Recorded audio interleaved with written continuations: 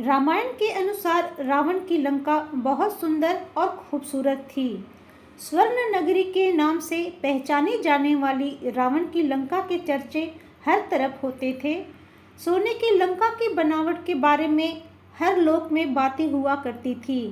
रावण को भी अपनी सोने की लंका पर बहुत अभिमान था।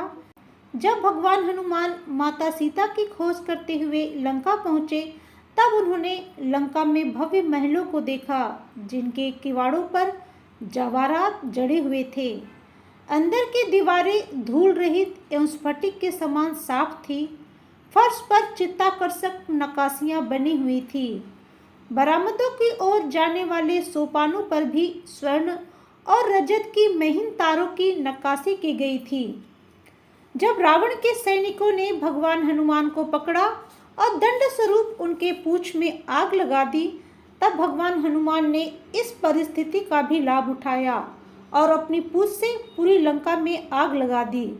ज़्यादातर लोग सोने की लंका को रावण की धरोहर मानते हैं, लेकिन आपको जानकर हैरानी होगी कि रावण ने सोने की लंका नहीं बनवाई थी। तो फिर स्वर्ण नगरी लंका का निर्माण किसने करवाया था और लंका रावण को कैसे मिली? तो चलिए हम आपको बताते हैं, पर वीडियो को पूरा देखिएगा।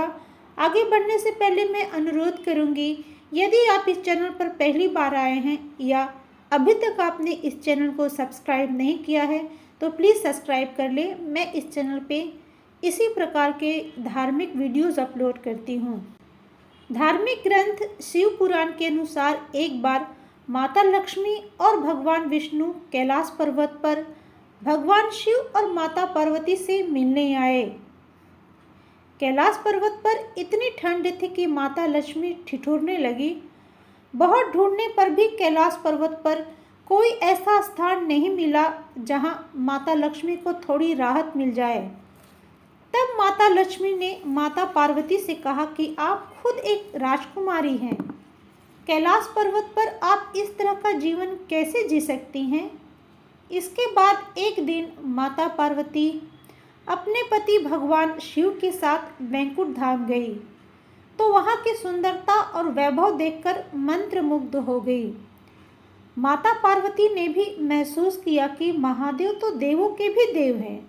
सारे देव तो सुंदर महलों में रहते हैं, लेकिन देवों के देव शमशान में। इससे तो देव की भी प्रतिष्ठा बिगड़ती है। माता पार्वती ने महादेव से हठ किया कि आपको भी महल में रहना चाहिए। आपका महल तो इंद्र के महल से भी उत्तम और भव्य होना चाहिए। माता पार्वती ने जिद पकड़ी कि अब उन्हें भी ऐसा महल चाहिए जो तीनों लोक में कहीं न हो। महादेव ने माँ पार्वती को समझाया कि हम तो ठहरे योगी, महल में तो हमें चैन ही नहीं पड़ेगा। महल में रहने के बड़े नियम विधान होते हैं। मस्त मौला औघड़ों के लिए महल उचित नहीं है। परंतु माता पार्वती ने तर्क दिया, यदि बाकी देव महल में रहते हैं तो महादेव शमशान और बर्फ की चट्टानों पर क्यों? आखिर में महादेव को झुकना पड़ा।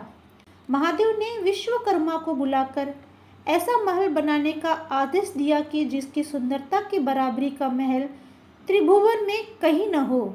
वह न तो धरती पर हो और न ही जल में। भगवान विश्वकर्मा जगह की खोज करने लगे।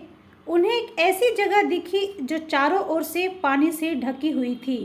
बीच में 3 सुंदर पहाड़ दिख रहे थे। उस पहाड़ पर तरह तरह के फूल और वनस्पति थी। यह लंका थी।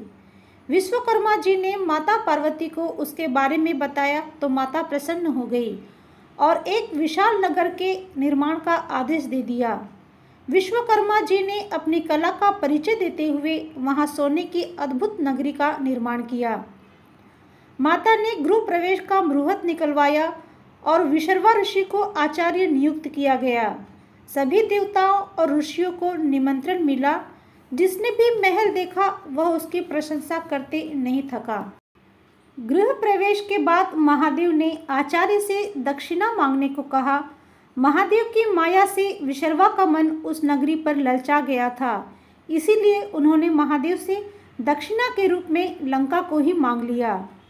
महादेव ने विशर्वा को लंकापुरी दान दे दी।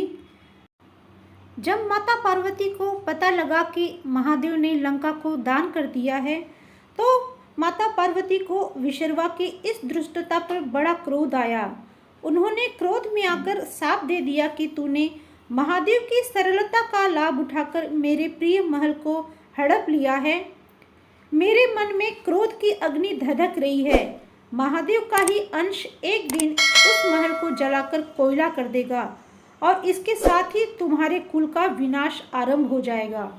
इस प्रकार छल से विशर्वा ने लंका भगवान शिव से प्राप्त की। कुछ वर्षों के बाद विशर्वा का विवाह ऋषि भारद्वाज की पुत्री एडविड्डा के साथ हुआ। एडविड्डा से उन्हें प्रथम संतान वैशर्वन का जन्म हुआ। वैशर्वन ने कई वर्षों तक भगवान ब्रह्मा की तपस्या की, जिससे प्रसन्न होकर भगवान ब्रह्मा ने उन्हें चौथा लोकपाल बनाया। धन का देवता बनाए जाने के कारण उनका नाम कुबेर पड़ा। एक दिन कुबेर ने अपने पिता विशर्वा से कहा कि भगवान ब्रह्मा ने मुझे चौथा लोकपाल तो बनाया, परंतु मुझे रहने के लिए कोई निवास स्थान नहीं दिया। तब विशर्वा ने कुबेर से कहा कि तुम त्रिकूट पर्वत पर स्थित लंका में जाकर रह सकते हो। विश्वकर्मा द्वारा बनाई लंका में राक्षस ही निवास कर रहे थे, परंतु भगवान विष्णु के डर से सभी राक्षस लंका छोड़ पाताल में जाकर बस गए। पिता की आज्ञानुसार कुबेर लंका जाके रहने लगे। कुछ समय बाद विशर्वा ने राक्षस सुमाली की पुत्री कैकसी से दूसरा विवाह किया, जिससे रावण, कुंभकर्ण, विभीषण और शूर्पणखा का जन्म हुआ। आगे चलकर रावण ने कुबेर से लंका छीन ली। माता पार्वती के शाप के कारण ही शिव के अवतार हनुमान जी ने लंका जलाई और विशर्वा के पुत्र रावण, कुंभकर्ण और उनके पूरे कुल का विनाश हुआ। श्री राम के शरण में जाने के कारण विभीषण बच गए।